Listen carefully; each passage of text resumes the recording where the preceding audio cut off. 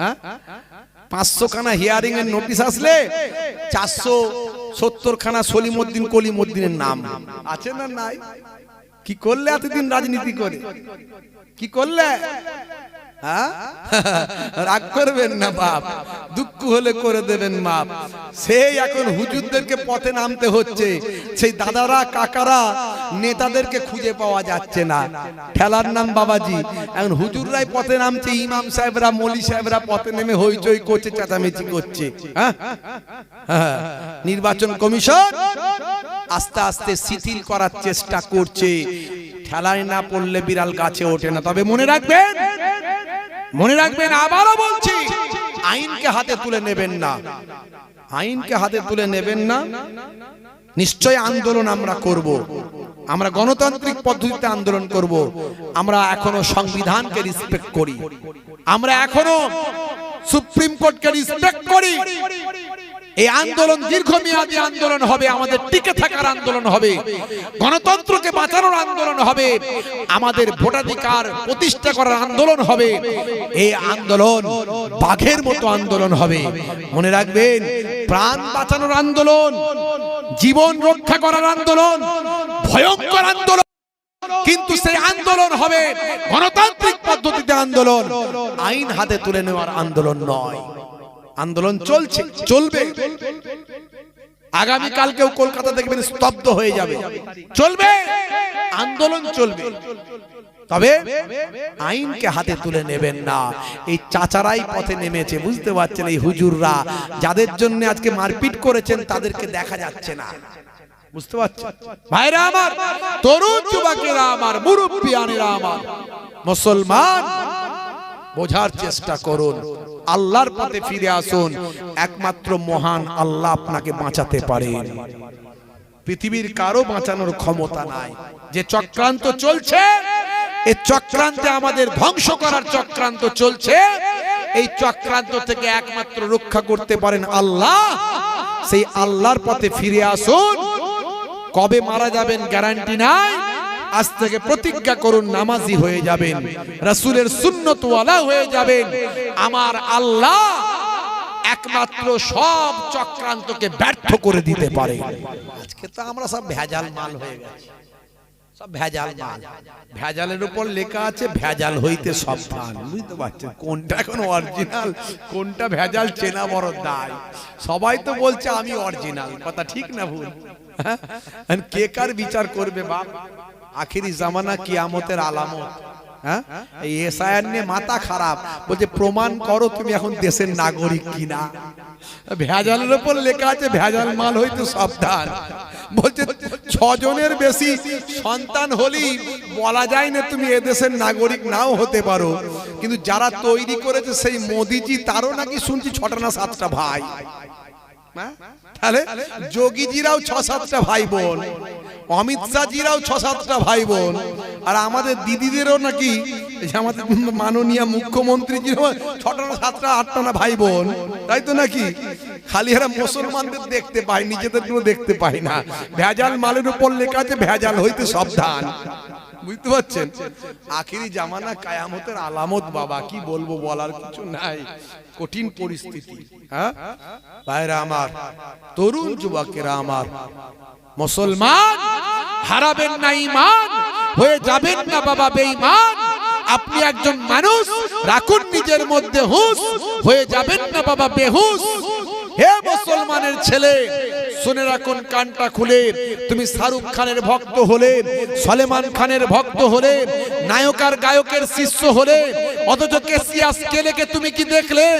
Michael জ্যাকসনকে কি তুমি কি দেখলেন? ভায়া মাধুরী কুট্টিকে তুমি কি দেখলেন? ম্যাডাম জেনিফারের কথা তুমি কি ভাবলেন? ভাই আমার সানা আলী খানের কথা তুমি কি চিন্তা করলে? এরা বড় বড় সেলিব্রিটি, বড় বড় বিখ্যাত বিখ্যাত ব্যক্তি, তুমি জানলে? ভাই আমার হাসিম আমলার কথা তুমি কি জানলে? মঈন আলী খান সাদিও মানে, তুমি মেসুদ ওয়াজিরের কথা তুমি কি জানলে? এ এরা পৃথিবীর বিখ্যাত সেলিব্রিটি, কিন্তু এরা সব দয়ার নবীর শিষ্য হয়ে গেল। এরা সব বিশ্ব নবীর নামে কালেমা পড়ে নবীর শিষ্যের খাতায় নামটা লিখে দিল। আর তুমি বুঝতে পারলে না, তুমি জানতে পারলে না, তোমার মধ্যে সে জ্ঞান নাই।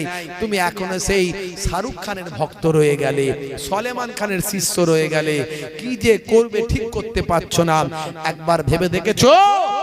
আজ মারা গেলে কাল 2 দিন হয়ে যাবে, 3 দিন পরে কেউ তোমার কথা মনে রাখবে না। কাফনের কাপড় ছাড়া সঙ্গে আর কিছু যাবে না। মানুষ মারা গেলে নাম হবে লাশ, লাশ কবরে যাওয়ার আগে চলে যাবে বাঁশ। আমার আল্লাহ কোরআন মাজিদে বলেছেন, বাল তুসিরুনাল হায়াতাদ দুনিয়া ওয়াল আখিরাতু খায়রুন ওয়া আবকা। এই দুনিয়া হলো তোমাদের জন্য ক্ষণস্থায়ী, আর পরকালটা হলো তোমাদের জন্য চিরস্থায়ী। এখনো তুমি বিশ্ব নবীর শিষ্য হলে না, এখনো তুমি নামাজ পড়লে না, এখনো তুমি রাসূলের সুন্নত মানলে না, এখনো তুমি ধরাকে সরা মনে করেছো। বলছো হয়েছি বাপের বেটা, মরবো একদিন, ভয় কিরে, চল এগিয়ে চল দেখা যাবে। মিছিলের আগে তিরিং তিরিং করে লাপাচ্ছ, বলছে দে ডান্ডা করে দেবে ঠান্ডা। কে দাদার দল, কে দিদির দল, কে অমুকের দল, কে লাল পার্টি, কে নীল পার্টি, সবুজ পার্টি। একবারও ভাবলে না যেই দল বেই দল, ওই দল গো দল, যত দল আছে সব পায় আমার এই দল। মরে গেলে সব কবরস্থানের দল। কথা ঠিক না? মরে গেলে সব কবরের দল, কোন দলে লাভ হবে না বাপ। আল্লাহর দরবারে বাঁচা যাবে না। দুনিয়াদারি করতে গেলে দুনিয়ার পার্টি পলিটিক্স করছো করো, মানুষ মারার পার্টি করো না। মানুষ মারার পার্টি করো না, নামাজের পার্টি করো আগে। দিনের বেলা রাজনীতি করো, দিনের বেলা রাজনীতি করো। হ্যাঁ, ইওর বিরুদ্ধে ওর বিরুদ্ধে পার্টিগত ব্যাপারে বলো। রাতের বেলা একসঙ্গে চা খাও, চা খেয়ে গল্প করো আর বলো ভাই দিনের বেলা পার্টি করি, যা পারি বলি, রাতের বেলা আমরা একসঙ্গে মিলেমিশে চলি। তুই তুই তুই জিতলে আমাকে দেখবি, আমি জিতলে তোকে দেখব। এটাই হলো অরিজিনাল রাজনীতি। এই রাজনীতি যারা করে তারা উপরে চেয়ার পায়, আর যারা মারপিটের রাজনীতি করে তারা চা বয়ে বয়ে ঘুরে বেড়ায়। খালি চা বয়ে বয়ে ঘুরে, চাটা নিয়ে আয়, চা আনতে গেল, দাদা বলেছে চা আনতে, চা আনতে চলে গেল। ওই চা বোয়ার কাজ করে। বুঝতে পারছেন ভাইরা আমার? কতদিন মার খাবেন? হ্যাঁ, সবেতেই তো ঠেলার নাম বাবাজি। আল্লাহুম্মা সাল্লি আলা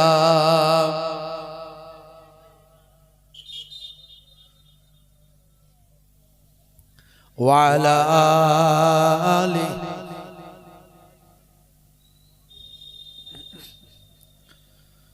وقال الله تعالى في كلامه المجيد والفرقان الحميد ما خلقت الجن والإنس إلا ليعبدون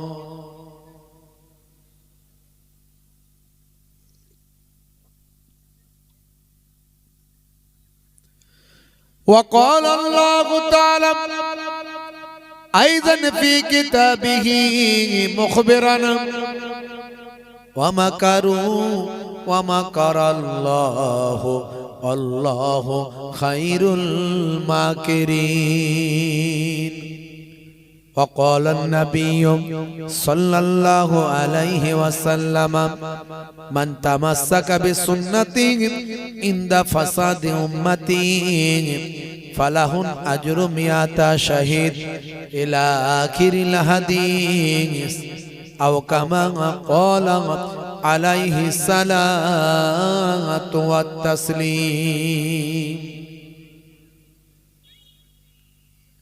শ্রদ্ধেয় সম্মানীয়